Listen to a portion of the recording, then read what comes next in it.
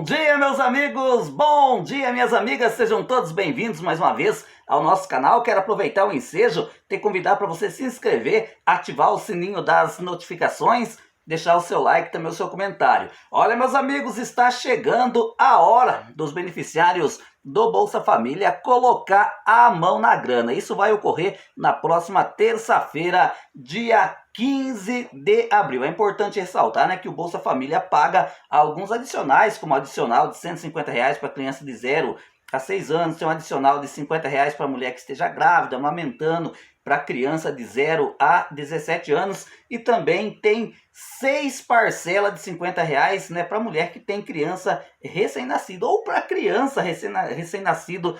Esse dinheiro. É importante ressaltar, né, que o Bolsa Família pode ser sacado tanto na Caixa Econômica Federal quanto nas lotéricas de todo o Brasil, ou então pode ser movimentado de maneira virtual. Olha, meus amigos, finalmente uma boa notícia em relação aos beneficiários do INSS. Por unanimidade, o Supremo Tribunal Federal, ou seja, o STF, decidiu no dia de ontem, 10/4, que os aposentados e pensionistas do INSS, né, não vão precisar devolver os valores recebidos pela chamada revisão da vida toda. A decisão impacta diretamente mais de 140 mil ações judiciais que tramitam no judiciário e beneficia milhares de segurados que conquistaram o direito à revisão antes da tese ser derrubada.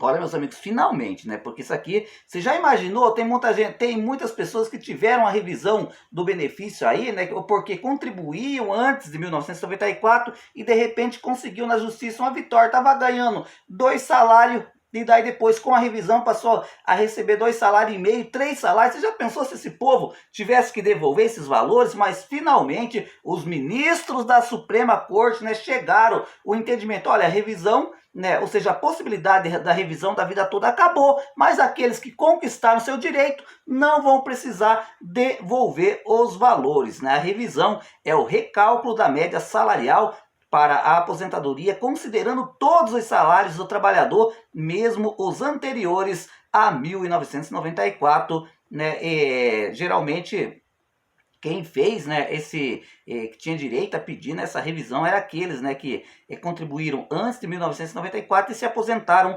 depois de 1999. Foi geralmente esse grupo, né, de beneficiários que são os chamados, né, da revisão da vida toda, né? Então, finalmente, graças a Deus, meus amigos, graças a Deus, essa notícia chega aí para todos os aposentados, né? São 140 mil, né, que serão impactados positivamente com essa decisão do STF, decisão do Supremo Tribunal Federal. Ou seja, quem conseguiu a revisão, ok, tudo bem, tranquilo, está favorável, não vai precisar devolver os valores. Agora, quem não conseguiu, infelizmente, não vai conseguir mais, porque já não existe mais essa possibilidade. Olha, meus amigos, entidades investigadas por suspeito de fraudes em desconto de aposentadorias do INSS continuam arrecadando milhões de reais, meus amigos, né? A farra do INSS continua a todo vapor, segundo o site Metrópolis, né?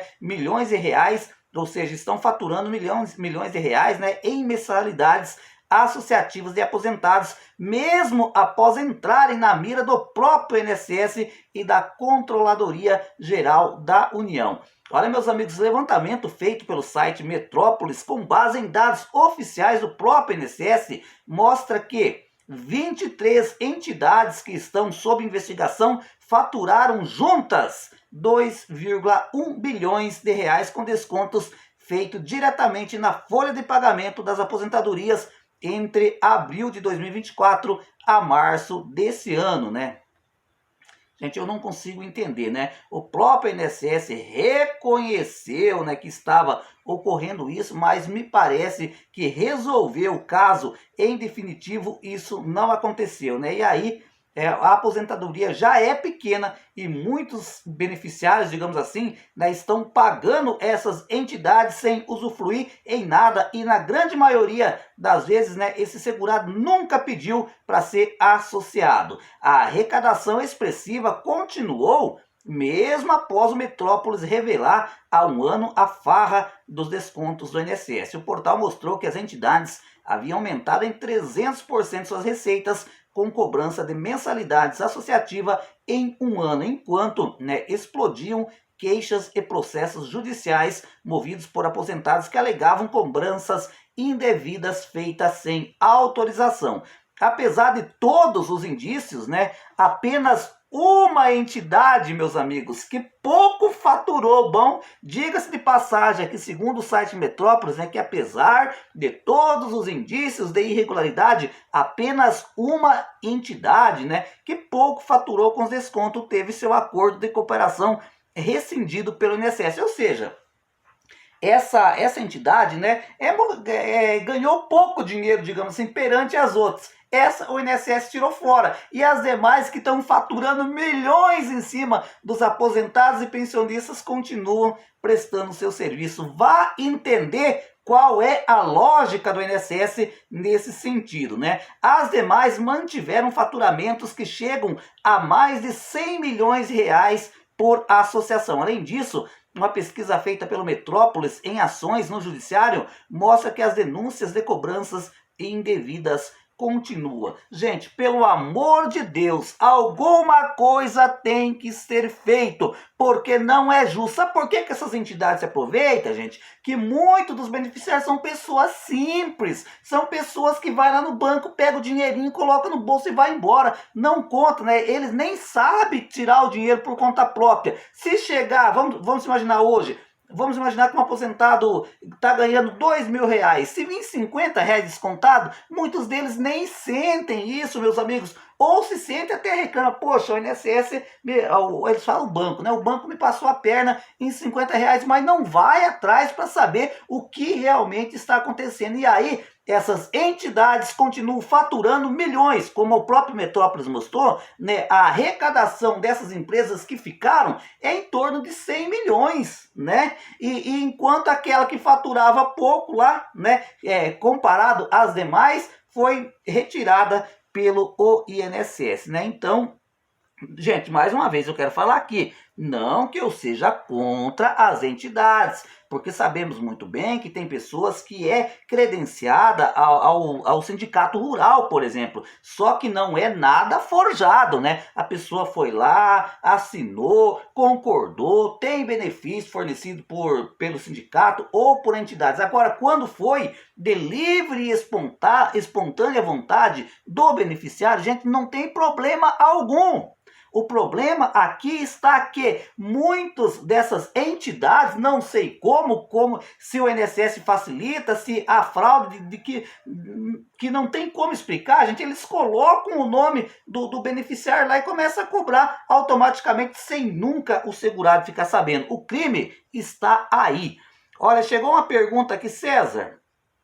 Já tenho 15 anos de contribuição, sou mulher, Ou seja, eu tenho o tempo de contribuição certo para me aposentar. Como teve a reforma da Previdência, vou me aposentar só aos 62 anos. Eu posso parar de contribuir para o INSS? Gente, aqui é importante a gente conversar sobre essa questão. Veja, essa amiga que mandou esse e-mail para nós, ela já tem o tempo necessário. Ou seja, mulheres, qual que é o tempo de contribuição para pedir aposentadoria?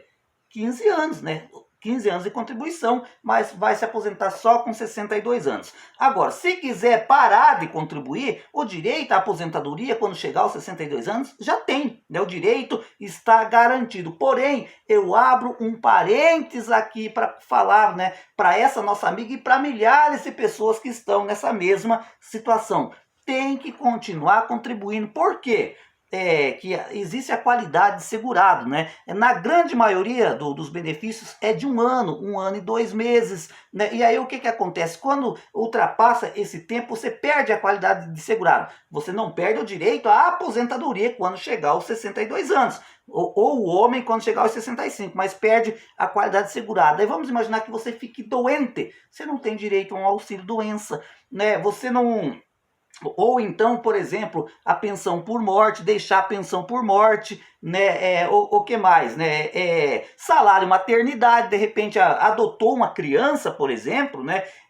Ou então nasceu um bebezinho novo, se não tem qualidade segurado, não tem direito a esses benefícios. Né? Então, é importante continuar contribuindo, exatamente por causa disso. A minha mulher, por exemplo, ela se encontra, digamos assim, numa situação similar a essa, tem muito mais de 15 anos de contribuição. Obviamente que ela não vai parar de contribuir, né, porque ela trabalha registrada, é contribuição obrigatória, mas mesmo se ela parasse de trabalhar de carteira assinada, ela iria continuar contribuindo para o INSS. Para quê? Porque, né, se de repente, né, Deus me livre, futuramente, né, precisar de um auxílio-doença, tem o direito. Né? Agora, quem quiser parar de contribuir, já tem, por exemplo, o homem já tem 15 anos de contribuição, a mulher já tem 15 anos de contribuição, se quiser parar de contribuir, ok, tudo bem, a mulher vai conseguir o benefício quando tiver 62 anos e o homem vai ter o benefício quando tiver 65 anos de idade. Mas se por azar, né, precisar de um auxílio doença, futuramente aí já não consegue. Olha, meus amigos, fraudes em um dos principais programas sociais do governo é o BPC Loas. Né? Segundo informações, o BPC Loas é um dos benefícios que mais ocorre fraude no INSS, né? Só para você ter uma ideia, gente, pessoas idosas e pessoas com deficiência de baixa renda, em uma quadrilha venezuelana estava, né, usando para dar golpe, né? A polícia usava venezuelano, né? A Polícia Federal já prendeu 14 suspeitos e investiga os envolvidos, ou seja, né, todo mundo sabe que está ocorrendo no Brasil uma enchente de migração, ou seja, o povo da Venezuela estão entrando aqui no Brasil e essa quadrilha especializada em fraudes contra o BPC estavam usando, né, a pessoa com deficiência venezuelana e uma pessoa idosas carentes, né, da Venezuela que estavam aqui no Brasil, né, para praticar golpe. A região é Pacaraíma, né, fronteira do Brasil com a Venezuela. Por lá, a polícia descobriu a ação de uma quadrilha especializada em fraude no BPC, o benefício da prestação continuada do governo federal. Né? Em 2 anos, houve um crescimento significativo no pagamento, né, do BPC na cidade, né, que tem 20 mil habitantes. A despesa mensal com benefício quadriplicou, foi de 328 mil, né, para 1 milhão e 300. Centenas de idosos venezuelanos foram registrados como se morasse no Brasil. Né? O próximo passo da quadrilha era pedir o benefício. A Polícia Federal descobriu a fraude e prendeu 14 venezuelanos no momento em que sacava o benefício em uma agência. Havia o envolvimento de servidores públicos para desviar dinheiro dos cofres do governo. Veja que situação, gente. Nesse caso aqui, né, a pessoa morava lá na divisa, né? Aí já vinha aqui para o Brasil, né? E essa quadrilha aposentava esses beneficiários. É óbvio, né, gente? Digamos assim, tendo a parte deles também, né? Os venezuelanos confirmaram ter recebido o BPC. Em interrogatório, né, um venezuelano de 72 anos disse que vive em seu país, recebe o BPC há 1 ano e que nunca morou no Brasil. Ele também afirmou que repassava, né, R$ 500 para uma mulher. É exatamente isso, nada é de graça. Né? Essa quadrilha aposentava o venezuelano que morava lá na Venezuela, mas tinha como vir aqui no Brasil, né? Porque mora na divisa, digamos assim, né? Mas nunca morou no Brasil. Mas só que a justiça acabou descobrindo, né? E esses valores vão ter que ser, digamos assim, foi suspenso esse benefício, né? Também um idoso, né, contou à polícia que uma outra mulher era responsável, né, por transportar venezuelano todos os meses para sacar o BPC em Roraima. Nessa semana, um repórter, né, esteve em Pacaraíma e registrou flagrante. Né? A justiça cobra quase 200 mil de idosa vítima da quadrilha. Outra forma de golpe no benefício foram descobertas pela Polícia Federal. Né?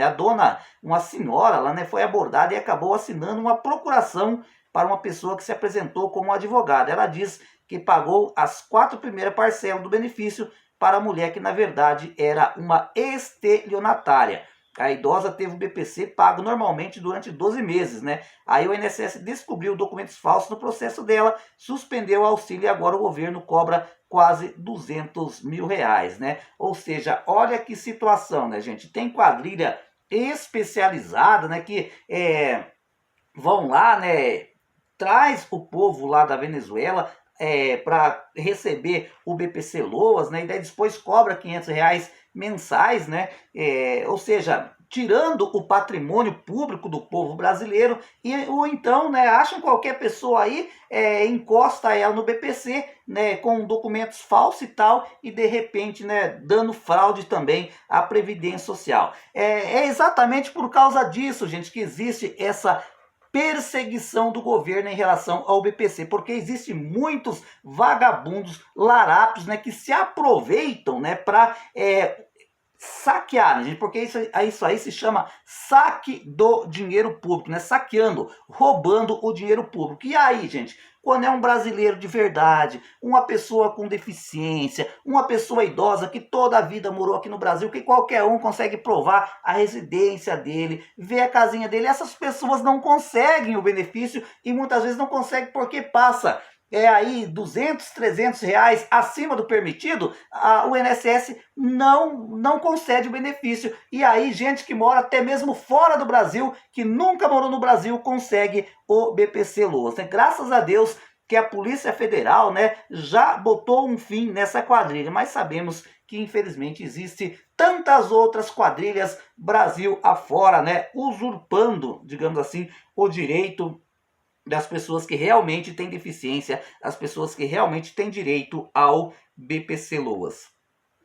Gente, perguntaram para mim se foi aprovado uma nova margem do empréstimo consignado. Não, gente, essa história, né, que vai aumentar a margem do consignado, aqui eu já comentei, abordei esse assunto em várias oportunidades aqui no nosso canal, não passa de boato, né? A margem do empréstimo consignado para o aposentado convencional é de 45%, ou seja, 40% do empréstimo e 5% em relação do cartão de crédito consignado. E do BPC Loas é 35%, ou seja, 30% do empréstimo, né, e 5% em relação ao empréstimo, ao cartão do cartão de crédito consignado, né? Passou disso, gente, não é fato, são boatos, né? Todo dia inventa, olha, o governo fez uma nova margem, na verdade, a margem segue sendo a mesma. E uma outra pergunta, a nossa amiga Mariana perguntou: César, você acha que o presidente Lula, que vem muito mal nas pesquisas, vai se candidatar ano que vem, em 2026, correndo risco de perder as eleições?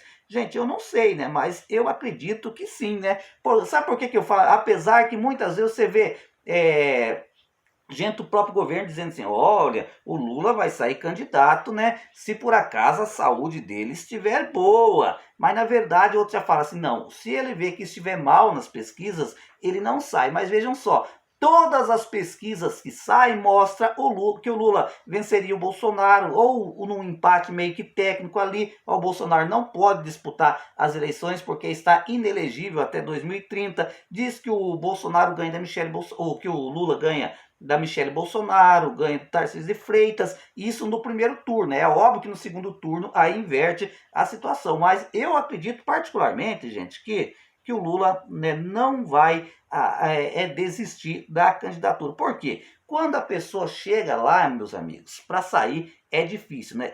Se eu fosse o presidente Lula, eu não iria disputar a eleição, né? Ou seja, já tive 2 mandatos como presidente, que, diga-se de passagem, 2 mandatos bem sucedidos. Esse novo mandato, né, esse terceiro mandato não está sendo bem sucedido, porque a gente já sabe, né? O mesmo problema que o Bolsonaro sofreu lá atrás com o Congresso Nacional, né? O Lula também está sofrendo. Hoje, na verdade, o presidente é quase que uma peça decorativa, porque quem manda realmente hoje em dia é o Congresso Nacional. Nós podemos dizer que quem são os presidentes do Brasil é o Hugo Mota agora, né, que é o presidente da Câmara, e o Davi Alcolumbre, que é o presidente do Senado, né? O presidente da República fica lutando ali, né, mas se esperneando, né, para provar que está vivo, mas mandar mesmo, né? Hoje em dia o presidente não tem aquela força como tinha, por exemplo, lá no tempo do Fernando Henrique, como teve lá nos 2 primeiros mandatos do presidente Lula.